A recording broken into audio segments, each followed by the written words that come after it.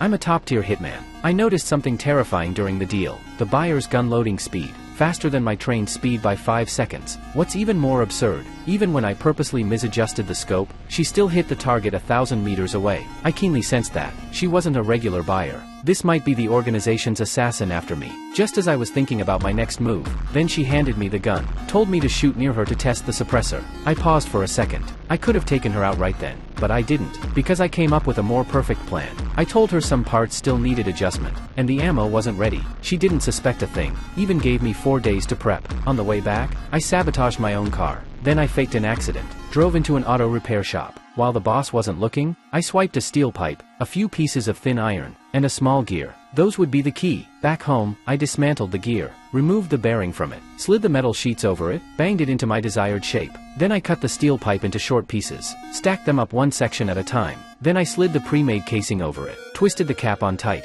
A perfect silencer was finished. The suppressor looked untouched. To ensure the plan goes off without a hitch, I bought a used bolt assembly and rebuilt the whole thing. It looked standard from the outside, but every part inside was precision tweaked by me. Next came the most critical step. I filed the bullet flat, drilled a tiny hole, then filled it with toxic mercury. This specially made poison bullet was completed. 4 days later, we met again. Just as I handed her the ammo, she asked to test it on the spot. My back went cold. Even worse, the waiter had just stepped away. I was the only one left in the restaurant. My instincts kicked in. This was likely a trap. I reached for my gun, slipped it into my pocket, started heading for the exit. Then she returned. Luckily, she didn't notice anything. The deal went through. I looked at the cash in my hand. A trace of doubt crept into my mind. Maybe I was overthinking. But right after she left, she got a call from her boss. The next day, she showed up at the hit site with a sniper rifle. Her target was me. She aimed for my head, pulled the trigger without hesitation, and then, the sniper rifle burst apart.